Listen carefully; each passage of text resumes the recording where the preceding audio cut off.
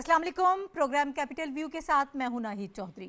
नाज़रीन, प्रोग्राम में हम सबसे पहले गज़ा की सूरत हाल के हवाले से बात करेंगे और गज़ा पर इसराइली जाहरियत का 46वां दिन है और जितना नुकसान हुआ है, जो इस वक्त फिगर सामने आ रहे हैं, तकरीबन 13-14 हज़ार लोग इसमें शहीद हो गए हैं। बच्चों की एक बड़ी तादाद है, ख़वातीन की है, बुज़ुर्ग इसमें शामिल हैं और ये सारी चीज़ें जो हैं बड़ी संगीन किस्म की इस वक्त सूरत हाल लिए हुए हैं।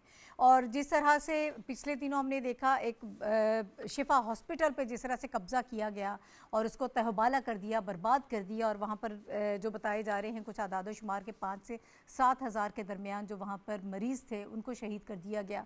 और जो बच्चे थे आईसीयू में, 48 बच्चों के हवाले से जो आईसीयू में मौजूद थे, उनकी भी शहादत हुई। और इसके पीछे मौक़िफ़ ये था इसराइल का, जो एक पूरा बयानिया दुनिया के सामने लेकर आए थे कि शिफा जो हॉस्पिटल है उससे जो मेजर उनका कमांड सेंटर है हमास का, वो वहाँ से ऑपरेट हो रहा है और ये सारी चीज़ें वहाँ से हो रही हैं, लेकिन अब तक उसके कोई सबूत दुनिया के सामने लाने में इसराइल नाकाम हो गया है। बल्कि इससे भी ज़्यादा आगे बढ़कर अगर बात करें तो उनके एक फॉर्मर प्राइम मिनिस्टर जो हैं यहूद बारक, उन्होंने CNN को इंटरव्यू दिया और उसमें उन्होंने इस चीज़ का एतराफ़ किया है कि वहाँ पर जो बंकर्स बनाए गए थे वो यहूदियों की जानिब से बनाए गए थे, हमास ने वो तामीर नहीं किए थे। अब बयानिया बिल्कुल ढेर हो चुका है और दबाव अब बढ़ता जा रहा है इसराइल पर। इस दबाव के नतीजे में हम देख रहे हैं जो सूरत हाल सामने आ रही है, हमास के तर्जुमान जो हैं इस्माइल हानिया, उनका भी बयान बहुत अहम है। उन्होंने कहा कि हम इस वक्त जो है वो काफ़ी करीब हैं जंग बंदी के और जो मुज़ाकरात हो रहे हैं यकीनन हम भी ये ख्वाहिश रखते हैं कि जंग बंदी जल्दी हो जाए, लेकिन सूरत हाल चूँकि बहुत ख़राब रही है, जंग बंदी हो भी जाती है तो जो नुकसान हुआ है वो कभी पूरा नहीं हो पाएगा। और फिर उसके अलावा जो एक और फार्मूला चल रहा है, जो इसराइल हुकूमत ये बात कर रही है कि हम गज़ा की पट्टी को अगर हम खाली भी करते हैं तो हम उसे जो फ़लस्तीनी हुकूमत है उनके ज़ेरे असर इसको दिया जाएगा, हम हमास को वापस नहीं करेंगे। ज़ाहिर है कि वहाँ की आवाम इस पर राज़ी नहीं होगी। फिर जो मगरबी पट्टी है उस पर भी नज़रें हैं इसराइल की, जिस तरह से मुसलमानों की नस्ल कुशी हो रही है, ये बहुत ही इस वक्त जो खौफनाक किस्म की सूरत हाल है। इसके हवाले से हम बात करेंगे और जो हमारे मुसलमान ममालिक किस हवाले से कोशिश कर रहे थे, हमने देखा कि OIC का बड़ा अहम इजलास हुआ था सऊदीया में और उसके बाद फिर मानामा डायलॉग हुआ और इस इजलास में जो एक ग्रुप तश्कील दिया गया था, इस ग्रुप में ये चीज़ें सामने आई थी कि जो बड़े अहम ममालिक हैं जो इसके स्टेक होल्डर हैं, तुर्की, क़तर, मिस्र, उर्दन, नाइजेरिया, सऊदी अरब, इंडोनेशिया, फ़लस्तीनी अथॉरिटीज़, तमाम जो अथॉरिटीज़ हैं ये मुख्तलिफ ममालिक का दौरा करेंगे और फिर उनको इस सारी सूरत हाल के हवाले से उस पर कोई लाहे अमल बनाएंगे ताकि कुछ प्रेशर बढ़ाया जा सके और जंग बंदी के हम करीब जाएं। हमने देखा कि चाइना में कल ये इजलास हुआ तमाम वज़राए ख़ारिजा का, 2 दिन वहाँ पर ये सारी जो अहम बैठक है वो उसके हवाले से बताया गया है कि होगी। कल का दिन भी था और आज का भी, और उसके बाद ये जो डेलीगेशन है ये मॉस्को का रुख करेगा। इस तरह से ये कोशिश की जा रही है कि किसी तरह से दबाव बढ़ाया जाए। बहरहाल अब चीज़ें किस तरफ जा रही हैं इस पर हम बात करेंगे प्रोग्राम में। मेरे साथ जो पैनलिस्ट मौजूद हैं उनका मैं इंट्रोडक्शन आपसे करा देती हूँ। हमारे साथ प्रोग्राम में मौजूद हैं हाफिज़ साहिर खलील साहब। हाफिज़ साहब सीनियर सहाफ़ी हैं, सीनियर तजज़ियाकार हैं। सर आपका बहुत शुक्रिया हमें प्रोग्राम में ज्वाइन करने के लिए। उनके साथ फ़ारूक फैसल ख़ान साहब मौजूद हैं प्रोग्राम में, आप भी सीनियर सहाफ़ी हैं, सीनियर तजज़ियाकार हैं। सर आपका भी बहुत शुक्रिया। Last but not the least हमारे साथ रशीद साफ़ी साहब प्रोग्राम में मौजूद हैं, सीनियर सहाफ़ी हैं, सीनियर तजज़ियाकार हैं और जो इंटरनेशनल ये सारे उमूर हैं उन पर इनकी बहुत ग्रिप है, तो यकीनन चीज़ों को हम ज़्यादा बेहतर तरीके से समझ पाएंगे। बहुत शुक्रिया साफ़ी साहब हमें प्रोग्राम में ज्वाइन करने के लिए। मैं आपकी इजाज़त से हाफिज़ साहब की तरफ आऊँगी। हाफिज़ साहब, बड़ा सीरियस ये संजीदा टॉपिक है, लेकिन उससे पहले मैं आपको मुबारकबाद भी देना चाहती हूँ कि इंटरनेशनल मीडिया फोरम का जो 6ठा इजलास सियोल में हुआ, आप उसमें शरीक भी थे, उसमें पाकिस्तान को को चेयरमैनशिप जो है वो दी गई है। 46 ममालिक इसमें शरीक हैं और आपका नाम जो है वो इसमें मौजूद है। यकीनन ये हमारे लिए एक एहसास की बात है। ये पाकिस्तान की और हमारी पूरी कम्युनिटी की कामयाबी है, यकीनन ये सबके लिए एहसास की बात है। जी, बहुत अब आगे बढ़ते हैं जी। जो हमारा टॉपिक है बड़ा संजीदा किस्म का टॉपिक है। अब चीज़ें आपको किस तरफ जाती हुई महसूस हो रही हैं? चाइना के हवाले से हमने कल भी बात की थी कि चाइना इस हवाले से सालसी कह सकते हैं, सालसी का लफ्ज़ शायद इस्तेमाल कर सकते हैं, यानी उन्होंने ये कहा है कि हम चीज़ों को बेहतर बनाने में या इसको कंट्रोल करने में सूरत हाल अपना किरदार अदा करेंगे। तो बड़ा एक अच्छा किरदार इसमें चाइना का हो सकता है। इसमें आप ये देखें नाहिद के चाइना जो है वो रवां साल के दौरान चाइना ने दुनिया में क़याम अमन के हवाले से बहुत इम्पोर्टेंट रोल अदा किया है। आप देखें, अगर आप शुरू हो जाए मार्च से, कि मार्च में ईरान और सऊदी अरब के ताल्लुकात बहाल हुए और 9 साल के बाद ये ताल्लुकात बहाल हुए, उसमें चीन ने एक अहम किरदार अदा किया ताकि ख़ित्ते में जो कशीदगी है उसमें चीन ने एक पॉजिटिव रोल अदा किया सऊदी अरब और ईरान के ताल्लुकात को बेहतर बनाने के सिलसिले में। और उससे आगे बढ़ें तो हम देखेंगे अप्रैल में मीटिंग हुई प्रेसिडेंट शी जिनपिंग की फ्रांसीसी सदर के साथ, जिसमें यूक्रेन की जंग बंद कराने के लिए हिकमत अमली वज़ा की गई और उसमें यूरोपीय ममालिक का एक स्टांस जो है सामने आया और उसके नतीजे में कोशिश की जा रही है कि यूक्रेन की जंग जो है पायदार बुनियादों पर उसका हल कोई निकल आए। अब उसके बाद आगे बढ़ें कि आप ये देखें कि प्रेसिडेंट शी जिनपिंग की जो बाइडेन के साथ मीटिंग हुई है और अभी रिसेंटली जो पिछले हफ्ते मीटिंग हुई है, उसमें सबसे इम्पॉर्टेंट, सबसे जो संगीन मसला था वो खलीज की सूरत हाल थी और मशरिक़ वस्ता की सूरत हाल थी। गज़ा की जो सूरत हाल है वो दुनिया भर के लिए और आलमी बिरादरी के लिए नहायत तशवीशनाक सूरत हाल अख्तियार कर गई है। आप ये देखें, गज़ा में तकरीबन 1.5 महीना होने को है कि इसराइल की जारहियत जो है 7 अक्टूबर को शुरू हुई थी और 7 अक्टूबर के बाद से पाकिस्तानी प्राइम मिनिस्टर ने इसे बच्चों के होलोकास्ट का, चिल्ड्रन होलोकास्ट का नाम दिया है। टारगेट हैं वहाँ पर ख़वातीन और बच्चे। इस 15,000 जो वहाँ कैजुअल्टीज़ हुई हैं, जो शहादतें हुई हैं, उसमें 5,000 बच्चे, 3,000 ख़वातीन शामिल हैं, फ़लस्तीनी ख़वातीन जिनको टारगेट किया गया है। और बच्चे जो हैं वो इसमें बुरी तरह से जो हैं टारगेट हुए हैं और टारगेट किए जा रहे हैं अभी भी। जैसा कि आज आपने बताया है कि एक और हॉस्पिटल जो है टारगेट किया गया। ये जो इसराइल ने एक बयानिया बनाया था कि हॉस्पिटल जो हैं वो वहाँ जंगजुओं का गढ़ बन गए, हमास के लोगों का गढ़ बने हुए हैं, वहाँ से जारहियत हो रही। ऐसी कोई बात, देखिए ये बयानिया जो है बिल्कुल मुनहदिम हो चुका है, क्योंकि ख़ुद इसराइल के साबिक़ वज़ीर आज़म का जो इंटरव्यू जिसका हवाला आपने दिया है, उन्होंने ख़ुद ये बयान दिया है कि कोई ऐसी ना वहाँ पर बैंकर्स मिले हैं और जो बैंकर्स मिले भी हैं वो सब इसराइल ने पहले से बनाए हुए थे। तो इसराइल की जो जारहियत है वो दुनिया पर आया हो रही है और दुनिया जो है वो अब जाग रही है। और इस हवाले से जो चीन की कोशिशें हैं, चीन की दावत पर कल यहाँ पर इस्लामी ममालिक के जो वज़राए ख़ारजा हैं उनकी मीटिंग हुई है, उसका आज चीन की जानिब से एक मुश्तरका ऐलान भी जारी हुआ है। देखिए उसमें 3-4 बातें बड़ी इंपॉर्टेंट हैं। एक तो यह है कि चीन ये चाह रहा है कि फ़ौरी तौर पर जंगबंदी हो, ये सारी दुनिया चाह रही है। दूसरा यह है कि इसराइल की जारहियत जो है वो फ़ौरी तौर पर ख़त्म होनी चाहिए। तीसरा यह है, और इसमें पाकिस्तान भी इम्पॉर्टेंट रोल अदा कर रहा है, कि एक ह्यूमन कॉरिडोर बनाया जाए ताकि गज़ा में महसूर लोगों को इमदाद और ख़ास तौर पर उनको ग़िज़ा और अद्वियात जो है फराहम की जा सकें। तो ये वो इक़दामात हैं जो चीन की मदद से सारी दुनिया के लिए एक अलार्मिंग पोजीशन भी बनी हुई है और सारी दुनिया इसको सपोर्ट भी कर रही है। अब इस्लामी ममालिक के साथ साथ इसमें दीगर ममालिक भी शामिल हो रहे हैं और ये कोशिश यही की जा रही है कि जितना जल्द हो सके इसराइल पर दबाव बढ़ाया जाए और उसे जंग बंदी पर मजबूर की। कतर में जो मुज़ाकरा चल रहे हैं वो भी इसी सिलसिले की कड़ी हैं और उम्मीद यही है कि इसके जो पॉजिटिव रिजल्ट्स हैं वो आइंदा 2-4 रोज़ में ज़रूर सामने आएंगे। ठीक है सर, फैसल साहब, बहुत सारी चीज़ें पैरेलल चल रही हैं, कुछ मैंने इंट्रो में भी जिनका जिक्र किया। तमाम इस्लामी ममालिक भी इस वक्त इकट्ठे होकर ये कोशिशें कर रहे हैं। फिर चीन का किरदार भी हमें बहुत अहम नज़र आता है। फिर जो स्टेटमेंट्स हमें जो हमास के तर्जुमान हैं उनकी जानिब से आई है, इस्माइल हानिया, और फिर वाइट हाउस की भी एक स्टेटमेंट आई है कि इसराइल और हमास के दरमियान यरग़मालियों की रिहाई का मुआहदा पहले से ज़्यादा करीब है। तो अब आपको लगता है कि जंग बंदी इंशाअल्लाह होने जा रही है और जल्द ही ये खबर सुनेंगे हम?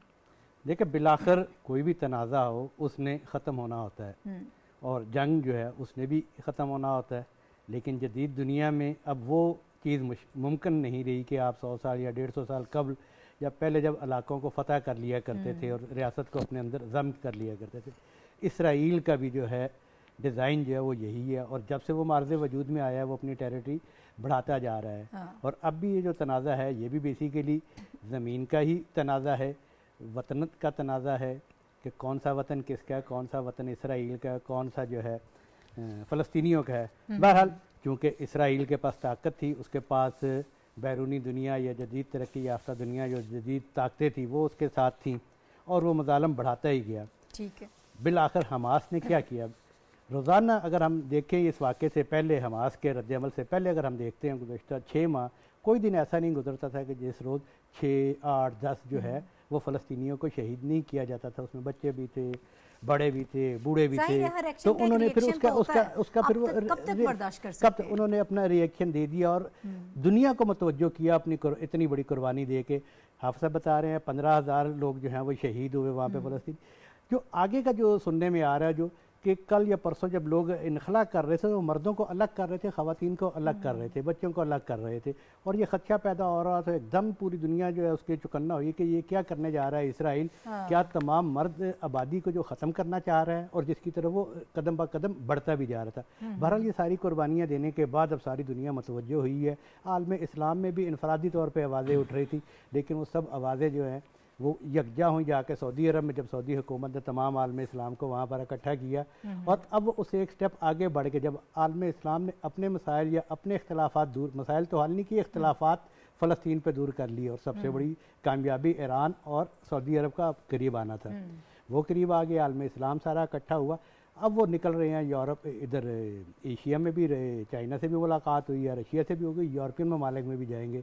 जहाँ जहाँ फ़लस्तीन के लिए आवाज़ उठाई गई है, जहाँ जहाँ फ़लस्तीन के लिए आवाज़ मौसर है, तो ये सारी क़ुव्वतें जब मिलेंगी तो दबाव बढ़ता ही जाएगा और बढ़ रहा है, और बिल आखिर जो है ये जंगबंदी पर ही ख़त्म होगा। लेकिन क्या जंगबंदी ही इसका हल है कि सिर्फ ठीक है आर्जी तौर पर जंग बंद कर दी जाए? वो उन मुतालबात का क्या बनेगा जो हमास करती है, जो फ़लस्तीन करती है, कि उनकी ज़मीन का जो उनके वतन का हक जो है वो उसका हक जो है वो सर, अगर आप मुझे इजाज़त दें, ये जो आगे के मामलात हैं जिन फार्मूलाज पे काम किया जाएगा, मैं चाहती हूँ कि दोबारा हम इस पे बात करेंगे। अब इस वक्त जो सूरत हाल है इसको हम ज़रा डिस्कस कर लेते हैं। साफ़ी साहब मुझे बताइएगा, आपको जिस तरह हम पहले भी बात कर रहे हैं कि अब मुसलसल दबाव बढ़ रहा है इसराइल पर। शिफा हॉस्पिटल के हवाले से भी हमने बात की, आप किसी और हॉस्पिटल का जिक्र कर रहे थे कि आज उस पर भी कब्ज़ा कर लिया गया। ओवरऑल जो सारी सिचुएशन है बहुत ख़राब है वहाँ पर।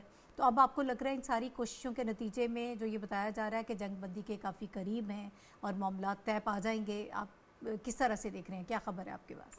देखिए, एक तो जंगबंदी के हवाले से अच्छी खबरें मिल रही है। एटलीस्ट जिस तरह बाकी पार्टिसिपेंट्स बता रहे थे कि जंग किसी मसले का हल नहीं है, जंग ने एक दिन इख्तिताम पजीर होना होता है, लेकिन जंग अपने पीछे जो तबाही की दास्तानें रकम करके जा रही वो बहुत अंदोखनाक है, स्पेशली फ़लस्तीनियों के लिए इस वक्त। अब हमें एक उम्मीद की एक हल्की सी एक झलक, एक किरण नज़र आ रही है, क्योंकि अब वाइट हाउस और वाशिंगटन पोस्ट की स्टोरी है कि वाइट हाउस भी इस बात की तस्दीक कर रहा है कि कैदियों के तबादले के नतीजे में जंगबंदी आर्जी तौर पर हो सकती है, लेकिन हल ये नहीं है। असल मसला जो है वो तो बदस्तूर बरकरार है। और इस हवाले से जो चीन में मौजूद है इस वक्त वफ़द बदस्तूर गालिबन आगे आप बता रही हैं कि शायद वो इस्लामी ममालिक के जो नुमाइंदे हैं वो शायद मास्को उनका इरादा है। तो चीन में जो पेशरफ्त हुई वो अहम चीज़ें हैं। बड़ा प्रेशर आप समझते हैं? प्रेशर तो किसी हद तक प्रेशर, क्योंकि चीन ख़ुद को अपने आप को फ़रीक के तौर पर इस तनाज़े में पेश नहीं करना चाहते, एक सालिस के तौर पर वो सामने आ सकता है। इस हवाले से दो अहम पेशरफ्तें हुई। एक तो ये जो इस्लामी ममालिक के नुमाइंदे वहाँ पे मौजूद है बीजिंग में 2 दिन से, और 2-3 दिन पहले जब चीनी सदर ने फ्रांसीसी सदर से ग़ालिबन कल ही बात की थी, और उसमें दोनों रहनुमाओं ने इस बात पे इत्तिफाक किया कि फ़लस्तीन के मसले का हल जो है वो 2 रियासती फार्मूले पे उसमें पिन्हा है। तो ये अगर चीन और फ्रांस जैसे मुल्कों के ये मौक़िफ़ उसमें तब्दीली अगर आई है तो ये इंतहाई अहमियत की हामिल चीज़ें हैं। और इस वक्त उम्मत मुस्लिमा जो है इस बात पे इसरार कर रही है कि ठीक है, इसराइल की रियासत का एक नाजायज़ जन्म तो हो चुका है, लेकिन फ़लस्तीनियों को मज़ीद जो है उनके मज़ालिम से बचाने के लिए ज़रूरी है कि कम अज़ कम अक़वाम मुत्तहिदा की जो करारदादें मौजूद है, जो सलामती कौंसिल की जो करारदादें मौजूद है, उसके मुताबिक 2 रियासती फार्मूले पे अमल किया जाए। ये पाकिस्तान का भी स्टांस है, ये अरब दुनिया के बेशतर ममालिक का भी यही स्टांस है, ईरान भी इस पे राज़ी है, बाकी जो वहाँ पे हिज़्बुल्लाह और हमास की जो तंजीमें हैं वो भी इस पे राज़ी है।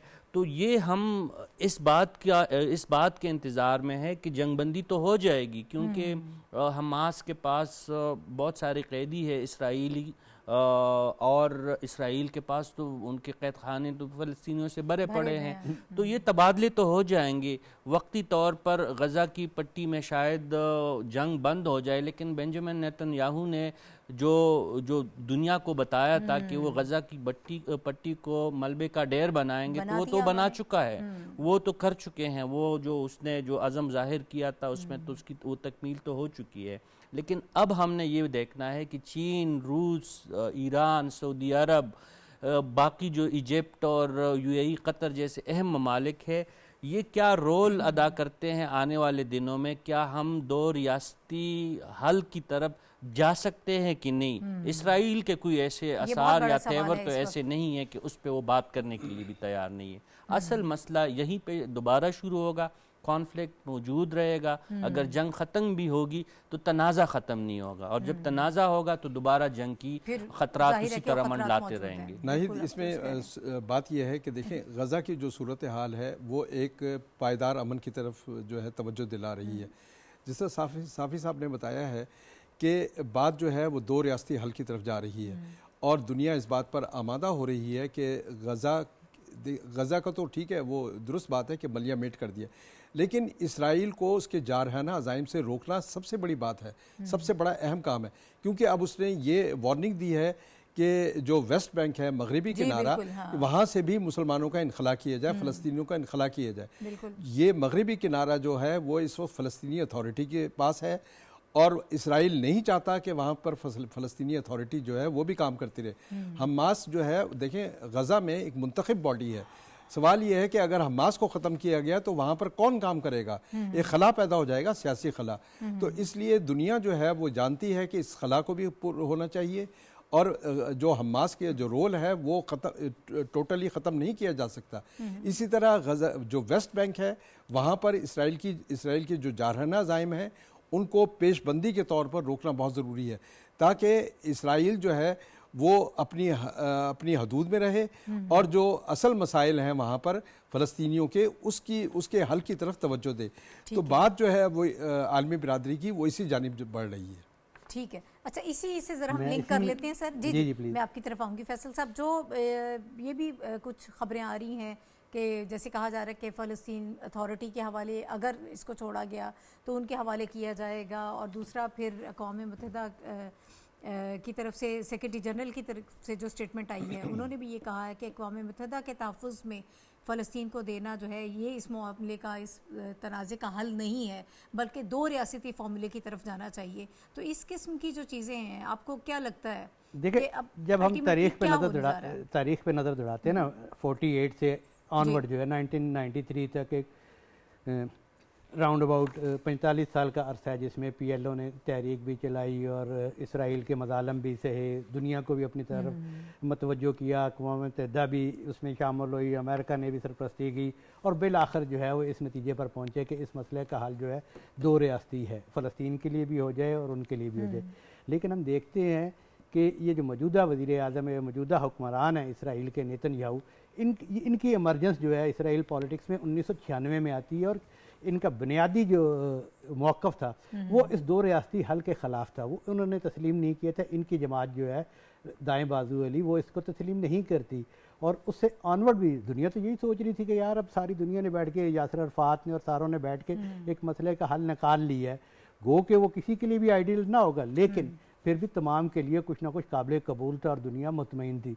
लेकिन इसराइल के अंदर से आवाज़ उठाई, वो जो ग्रेटर इसराइल का मनसूबा, वो ग्रेटर इसराइल की ख्वाहिश, ताकत की ख्वाहिश जो है, वो उसका ये नतीजा निकल रहा है कि वो अब ये बातें इस तरह की कर रहे हैं कि जनाब मैं इसको भी तबाह कर दूंगा, गज़ा की पट्टी को भी तबाह कर दूंगा, और इस तरह की बातें की जा रही हैं कि जो मगरबी किनारा है वो अक़वाम मुत्तहिदा के अंदर चल जाए। तो इसका मतलब है कि फ़लस्तीन के पास जो एक छोटी सी फ़लस्तीनी अथॉरिटी बनाई गई थी, आप तो वो भी लेना चाह रहे हैं। और जिस तरह के साफ़ी साहब ने कहा, और ये सबका इत्तफ़ाक़ है कि जब तक तनाज़ा मौजूद है खित्ते में अमन नहीं हो सकता, और ये जो खित्ते का अमन ख़राब होता है और जिस तरीके से ये दरिंदगी और बर्बरियत का मुजाहरा किया गया, ये ना सिर्फ खित्ते को लपेट में लेगा, ये पूरी दुनिया को लपेट में लेगा।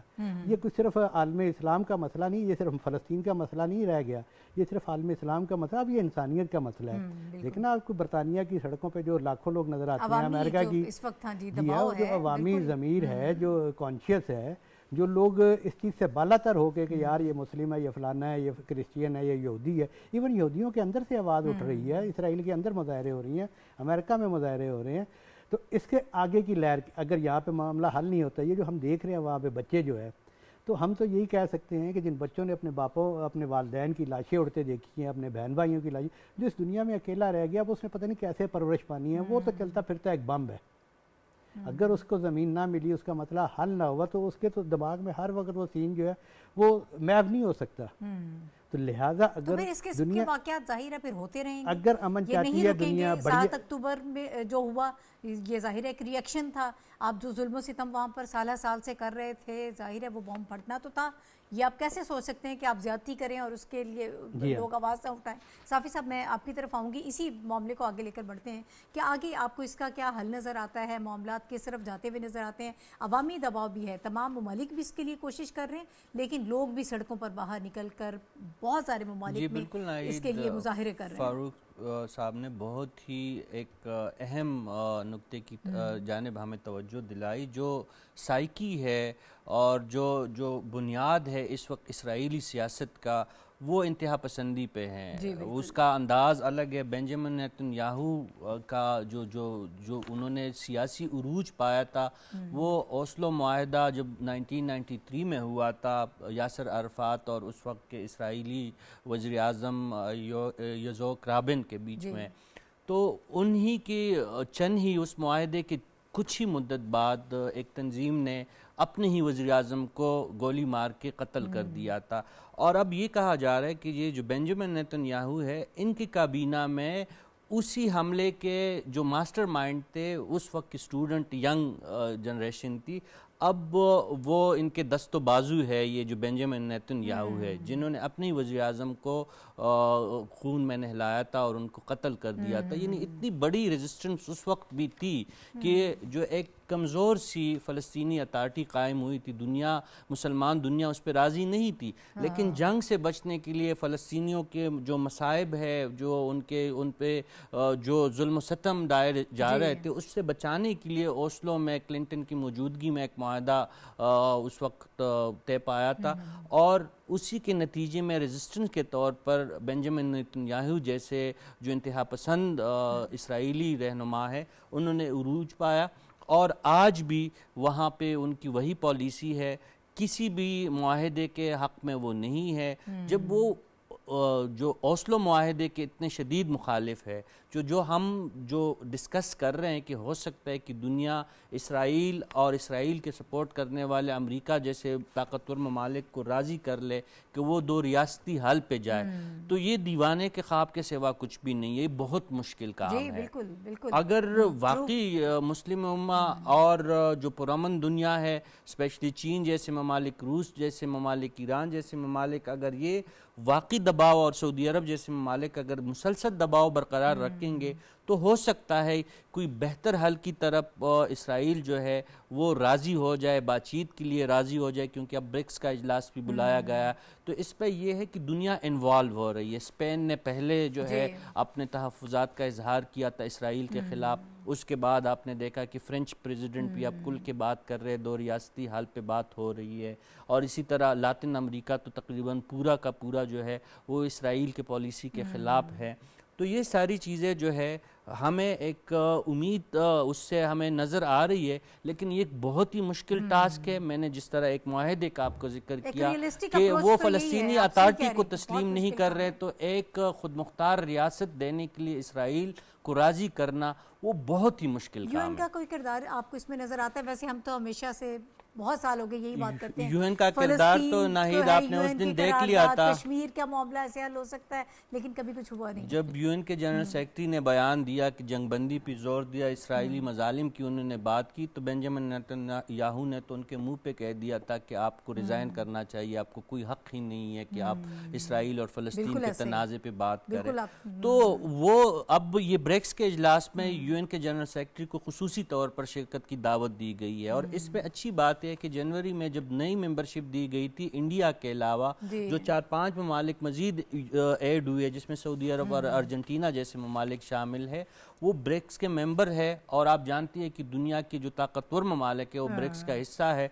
तो इसमें अब हमें उम्मीद की एक किरण नज़र आ रही है कि हो सकता है कि ब्रिक्स जैसे जो बड़ी तंजीमें हैं जो आलमी सतह पे, जिनके पास पैसा भी उन ममालिक के पास, उनके पास इख्तियार भी है, इन्फ्लुएंस भी यूज़ कर सकते, उसमें भी जो यूएन का किरदार आप कह रहे, यूएन तो अपने तौर पे नाकाम इस हद तक हुआ है, बेबस कि इसराइल ने उनको एक पार्टी डिक्लेयर कर दिया। और जो गुतेरेस साहब है उनको तो मुस्तफ़ी होने का वो कह रहे हैं, लेकिन अगर वो ब्रिक्स के फोरम पे बैठेंगे और बड़े फोरम पे बात होगी तो हो सकता है कि इसराइल के बैक पे जो अमेरिका मौजूद है वो फिर दुनिया की बात सुनने के लिए वो आमादा हो जाए किसी स्टेज पे। ठीक है, अभी एक ब्रेक की जानिब हमें जाना है नाज़रीन, और हमें बात कर जब हम ब्रेक के बाद वापस आएंगे तो गैर कानूनी तौर पर जो मुकीम तारकीन वतन थे पाकिस्तान में, उनके इनखला के हवाले से जो एक रियासती पॉलिसी बनाई गई है उसके तहत ये बताया जा रहा है कि 2.25 लाख लोग जो हैं वो अपने अपने मुल्कों में वापस जा चुके हैं और इस इनखला का सिलसिला जारी है। सेकंड फेज़ में चीज़ें चल रही हैं, ये सारे मराहिल किस तरह से तय पा रहे हैं।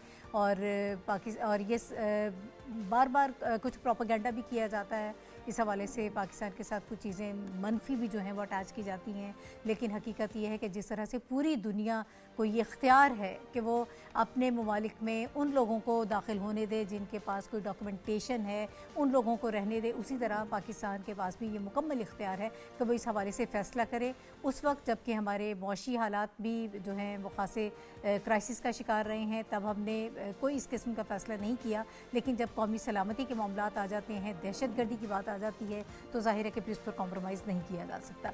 इस पर बात करेंगे एक ब्रेक के बाद।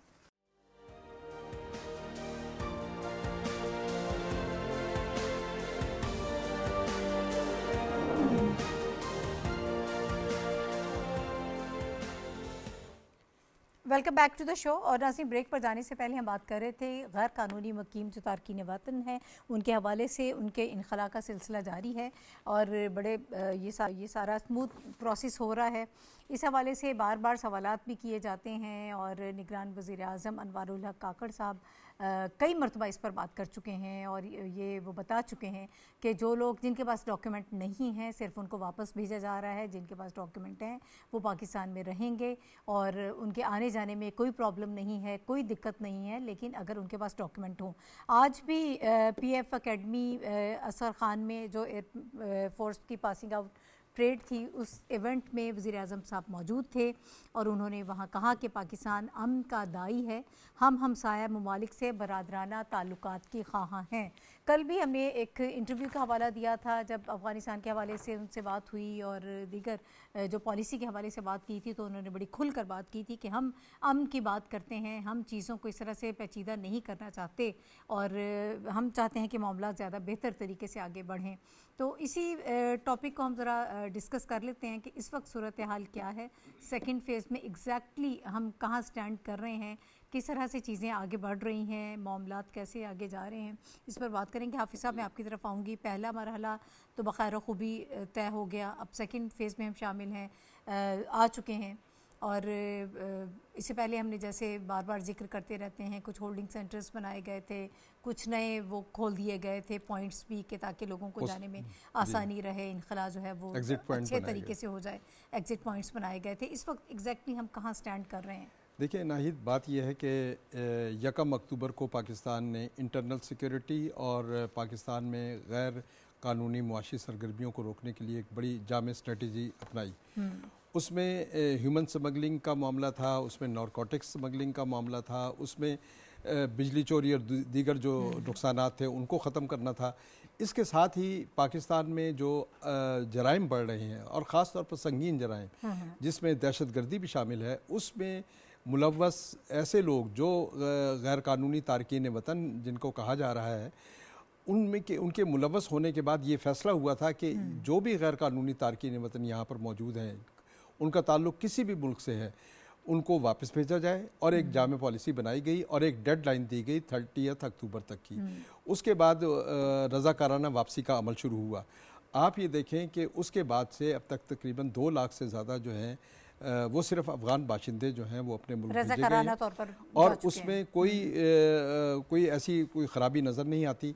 बल्कि ख़ुद ये आप ये देखें कि रोज़ाना हज़ारों की बुनियाद पर तोरखम बॉर्डर से भी और चमन बॉर्डर से भी और दीगर जो एग्ज़िट पॉइंट्स बनाए गए थे, गुलाम अली ख़ान का गुलाम अली हैं और या इधर चमन के बॉर्डर के नज़दीक जो बनाए गए थे, वो उन तमाम पर जो है वापसी का अमल जारी है। उसमें कोई रुकावट नहीं है, बल्कि हुकूमत पाकिस्तान पूरी तरह फैसिलिटेट कर रही है और इस बात को यकीनी बना रही है कि ये वापसी जो है पूरी इज़्ज़त और एहतराम के साथ की होनी चाहिए। और इसमें ख़ास तौर पर जो बच्चे हैं, ख़वातीन हैं, उनकी जो वापसी है उसको महफूज बनाया जाए।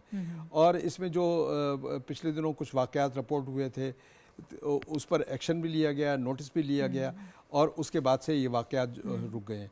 अब ये सूरत हाल जो है वो हम आगे बढ़ते हुए देख रहे हैं। पॉलिसी बहुत तेज़ी के साथ आगे बढ़ रही है क्योंकि इसमें ख़ुद अफ़गान बाशिंदे जो हैं इस बात पर आमादा हो गए हैं कि उन्हें वापस जाना है।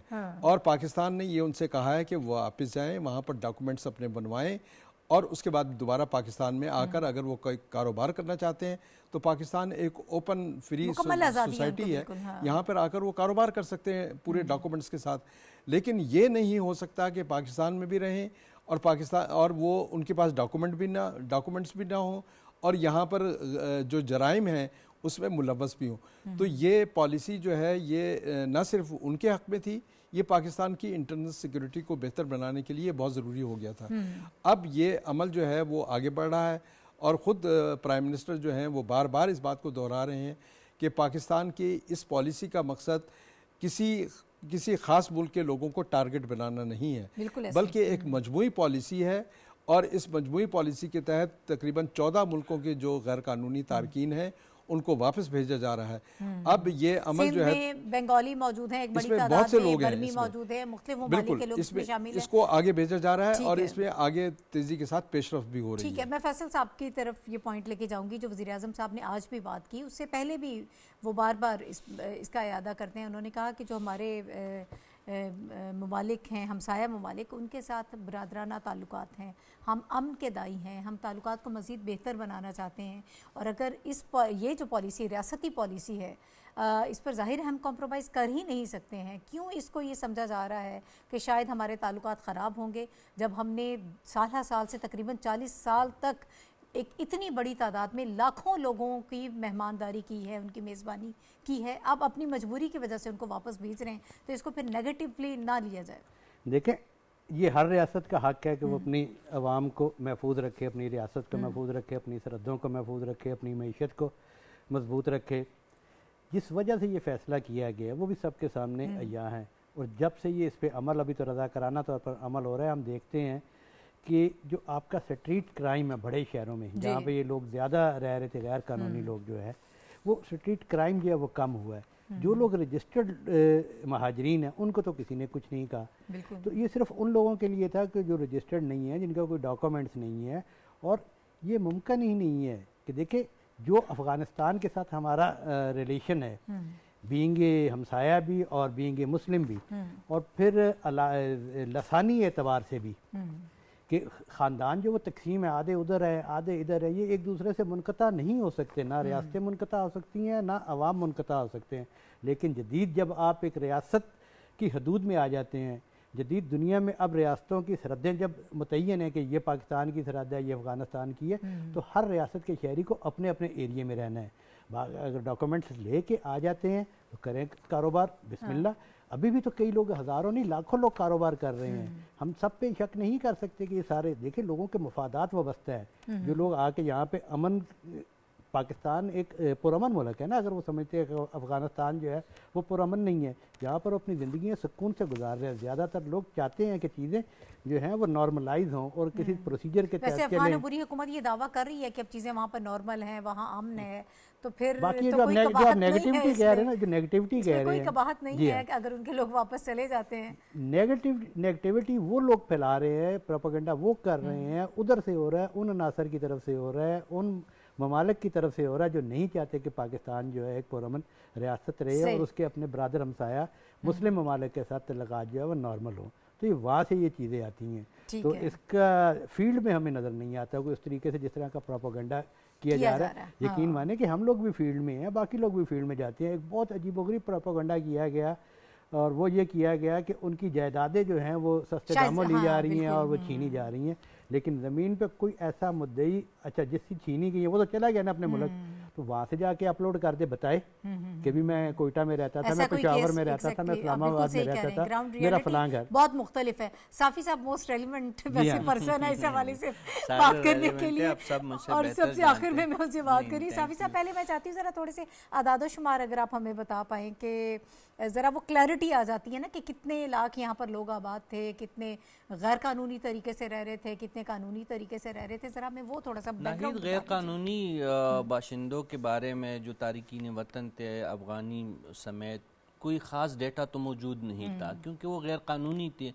ये जो पाकिस्तान ने ये इक़दाम उठाया है, ये इसका एक बुनियादी मकसद यही था कि मालूम किया जाए कि कितने गैर हमारे कानूनी, पास डाटा आ जाए, हमारे पास डाटा एटलीस्ट आ जाए, क्योंकि बायोमेट्रिक सिस्टम लग गए हैं जो बड़े क्रॉसिंग पॉइंट्स है और उसमें एक सिस्टम बनाया गया। इससे पहले जो स्पेशली जो अफ़गान अवाम को जो एक मसला है पाकिस्तान से, पहले तस्करा पीबी और अफ़गान कार्ड पीबी उनकी आमदोरफ्त की इजाज़त थी और ये बरसों से ये चीज़ हो रही थी। लेकिन जब सिक्योरिटी के मामला पाकिस्तान के हद से ज़्यादा बढ़ने लगे तो अब बिल्कुल एक यूनिफॉर्म पॉलिसी आ गई है कि आपके पास पासपोर्ट और वीज़ा होगा और अगर आप पाकिस्तानी नेशनल नहीं है और अफ़गानी नेशनल है, किसी भी मुल्क से आपका ताल्लुक़ है, लेकिन ज़रूरी है कि आपके पास पासपोर्ट और उस पर वैलिड वीज़ा हो तो पाकिस्तान आपको वेलकम करेगा, अदरवाइज़ आपको वेलकम नहीं किया जाएगा। मैं अपनी मिसाल आपको दूँ, मेरा कबीला जो है वो एग्जैक्टली ड्यूरन लाइन के ऊपर आबाद है।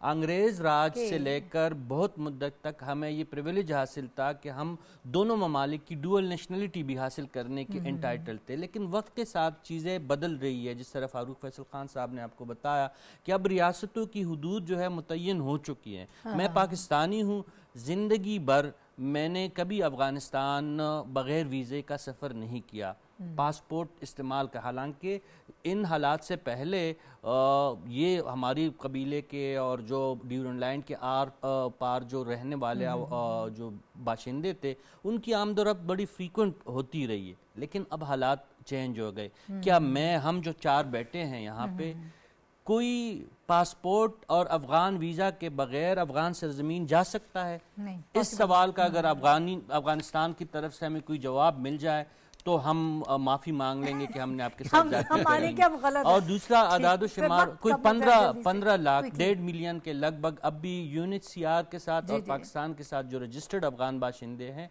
वो स्टिल पाकिस्तान में मुकीम है। ठीक है, बहुत शुक्रिया हाफिज़ साहिर खलील साहब, फारूक फैसल खान साहब और रशीद साफ़ी साहब हमारे साथ मौजूद थे। इस वक्त हम पाकिस्तान में कानूनी तारकीन वतन मौजूद हैं, उनके इनखला के हवाले से जो पॉलिसी बनाई गई है उस पर गुफ्तगू कर रहे थे। इसके साथ ही प्रोग्राम का वक्त भी ख़त्म हो गया। कल इंशाअल्लाह दोबारा आपसे मुलाकात होगी। इजाज़त दीजिए, अल्लाह हाफ़िज़।